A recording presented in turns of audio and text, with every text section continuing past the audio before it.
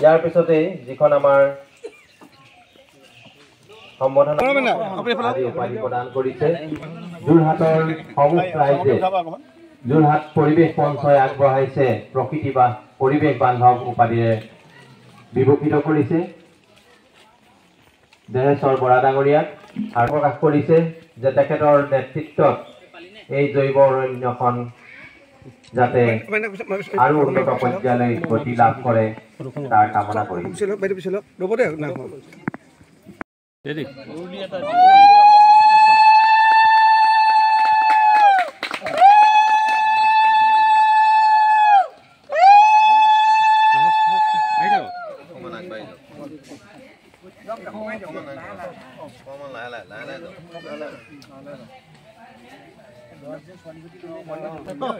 অন্য চাৰিটা খণ্ড আছে প্ৰথম খণ্ড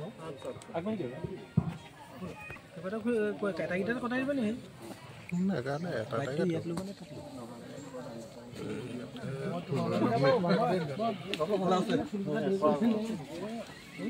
নেকি এনেকে বুলি আছে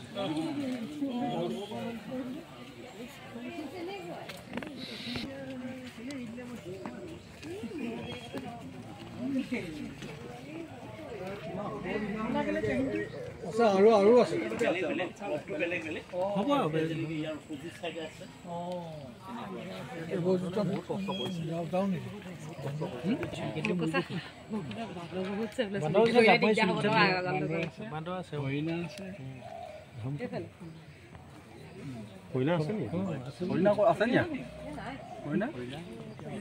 কেতিয়াবা কাজিৰঙা উলটি হল মায়া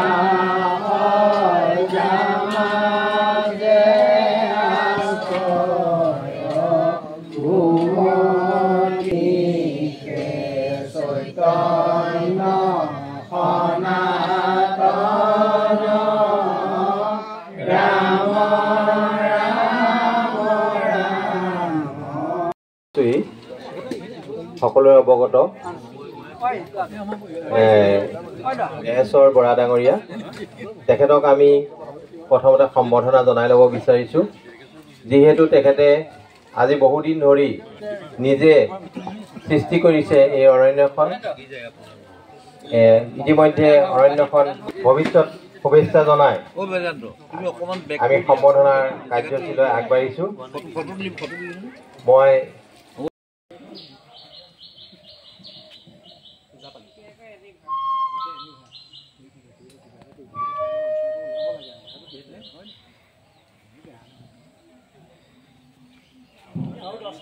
ভাল বনাব বেয়া বুলি কোৱা মানুহ কিন্তু আছে মানে মই কথা কোৱা নাই মানে আৰু 10-15টা লোৱা যদি আমি উলিয়াব পাওঁ আমাৰ সংবাদ ভৱনটো পতা অৰ্থ তেতিয়াই থাকিব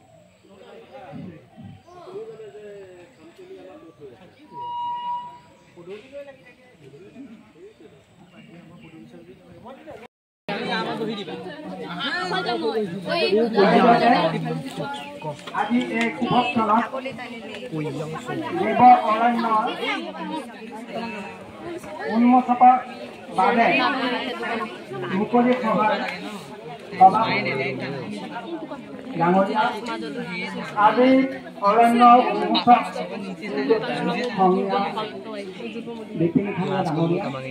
লগতে ইয়াতে মঞ্চত উপবিষ্ট মই সকলোকে চৰণত সেৱা জনাইছোঁ আপোনালোকে এই যে ছাত্ৰজন এতিয়া এজন বয়সীয়া ব্যক্তিলৈ ৰূপান্তৰিত হ'ল কিবা কিবি লিখি থাকো গীতো লিখো আৰু কিবা কিবি শিশুৰ কাৰণে লিখি থাকো গতিকে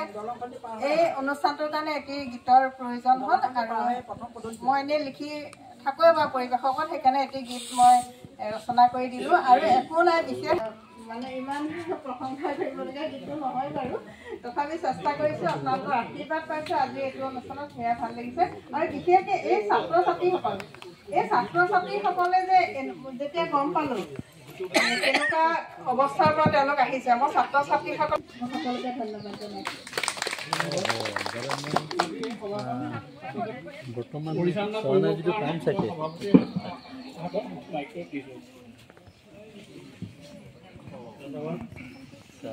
আজি এই সভাখনত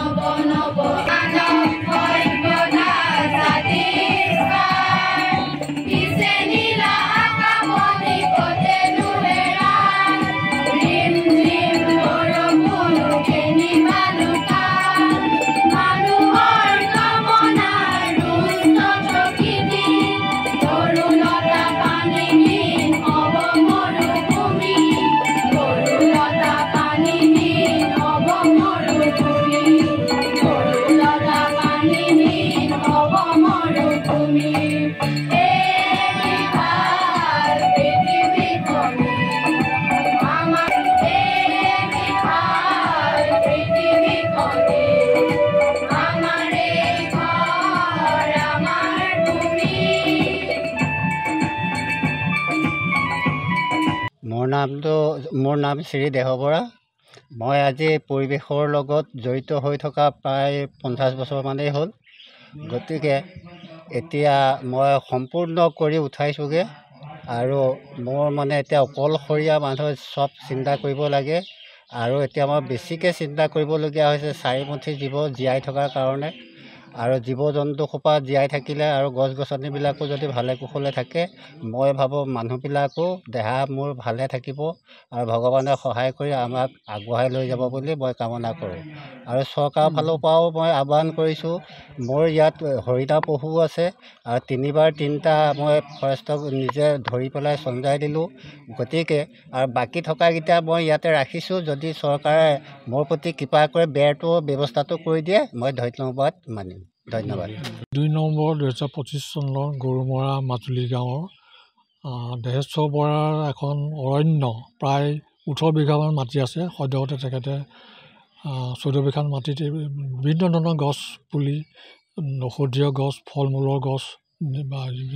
পশু পক্ষী এইবিলাক থকা আৰু ইয়াত মাজে সময়ে পশু শহাপহু বা হৰিণা এইবিলাকো চলে হাতীও কেতিয়াবা আহে এনেকুৱা এখন অৰণ্য আমি যোৰহাট পৰিৱেশ মঞ্চৰ ৰাইজৰ সহযোগত আজি এই অনুষ্ঠানটো পাতিছোঁ দেৱ অৰণ্য আমি গ্ৰহণ কৰিছোঁ আৰু তেখেতে আমাক এই অৰণ্যখনৰ কাৰণে দায়িত্ব দিছে প্ৰতিপালন কৰিবৰ বাবে আৰু তাৰ লগতে আমি কেইবাটাও আমি কাৰ্যসূচী ইয়াত গ্ৰহণ কৰিছোঁ আৰু এই সম্পৰ্কে আমাৰ আজি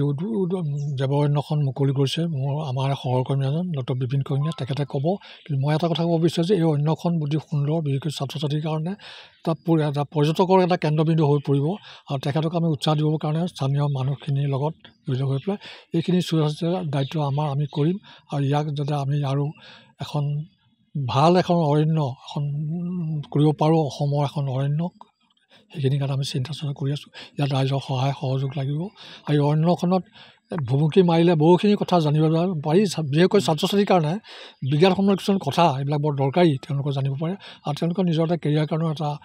এটা পাথেয় হ'ব বুলি মই আশা কৰিছোঁ আৰু আশা কৰিম যে এই অৰণ্যখনে অসমৰ ভিতৰত এখন জাগতিক অৰণ্য হ'ব আৰু ইয়াৰ যিজন গৰাকী দেহেশ্বৰ বৰা তেখেতৰ নিজৰ পৰিশ্ৰম আৰু নিজৰ যিখিনি জ্ঞান যিখিনি অভিজ্ঞতা সেইখিনি কৰি ৰাইজৰ সহযোগত তেওঁলোকে অধিক আগবাঢ়ি যোৱাৰ আশা মই ৰাখিছোঁ আৰু তেখেতক মই শুভেচ্ছা জ্ঞাপন কৰিছোঁ ইয়াৰ পিছত মোৰ এটা বিশ্বৰ দৰবাৰত এটা স্থান পাওক আৰু অৰণ্যখন আজি শুভ মুহূৰ্তত মুকলি কৰি আমাৰ মঞ্চৰে উপদেষ্টা ডক্টৰ বিপিন শইকীয়া আৰু তেখেতক মই দুআষাৰ। আজি এই দেহেশ্বৰ বৰাৰ তেওঁ এই সৃষ্টি কৰা যিখন অৰণ্যৰ উপস্থিত সন্মানীয় পৰিৱেশ কৰ্মীসকল, নিউজ বাৰ্তা সন্মানীয় সাংবাদিকসকল, লগতে আজি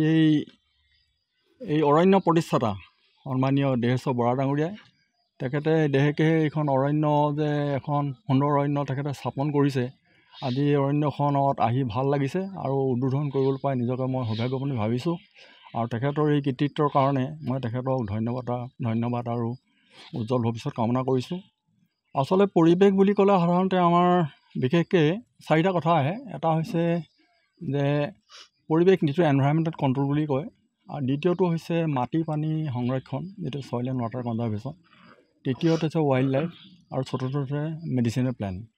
এইকেইটাই বিশেষকৈ পৰিৱেশত আচলতে জড়িত। আৰু এনে অৰণ্য বুলি ক'লে আমি আমোদ প্ৰমোদৰ স্থান বুলি ভাবোঁ, কিন্তু ইয়াৰ লগতে এই চৰাই চিৰিকটিয়ে হওক বা অৰণ্যৰ যিবিলাক গছ গছনি হওক, এইবিলাকো আচলতে এটা অকল পৰিৱেশৰ সৌন্দৰ্যই নহয়, এটা আমাৰ পৰিৱেশৰ ওপৰতো গভীৰ প্ৰভাৱ পেলায়। কাৰণ ভাৰতীয় যিটো এনভাইৰনমেণ্টেল নেশ্যনেল কমিশ্যন 1953 চনত কৈছিলে যে এডোখৰ জিঅ'গ্ৰাফিকেল মাটিৰ কালিৰ যিমান মাটিকালি থাকে 3/4 এভাগ তাত গছ গছনি থাকিব লাগে। আৰু সেইটো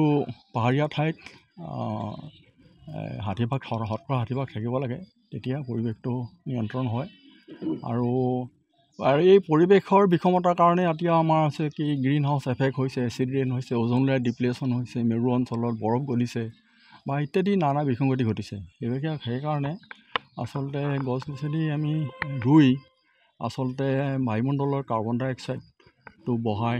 তেতিয়া আমাৰ গ্ৰীণ হাউচ এফেক্ট, এই এফেক্টবিলাক লাহে লাহে আমাৰ কমাব পাৰিম। গতিকে আমাৰ দেহেশ্বৰ বৰা ডাঙৰীয়াই যি প্ৰচেষ্টা লৈছে, সেইটো আজি মানে এনেকুৱা এটা শুভক্ষণত উদ্বোধন কৰিবলৈ পাই নিজকে মই ধন্যবাদ দিছোঁ। আৰু তেখেতে এই প্ৰচেষ্টা অব্যাহত ৰাখক। ইয়াৰ দ্বাৰা অকল পৰিৱেশ কৰ্মী বুলি নহয়, আমাৰ ডক্টৰ নেওগে কোৱাৰ দৰে আমাৰ এটা শৈক্ষিক দিশতো এটা ইয়াত প্ৰভাৱ পেলাব আৰু আমাৰ ছাত্ৰ ছাত্ৰীসকলকো উপকৃত কৰিব। পুনৰ তেখেতলৈ মই ধন্যবাদ আৰু উজ্জ্বল ভৱিষ্যত কামনা কৰি মোৰ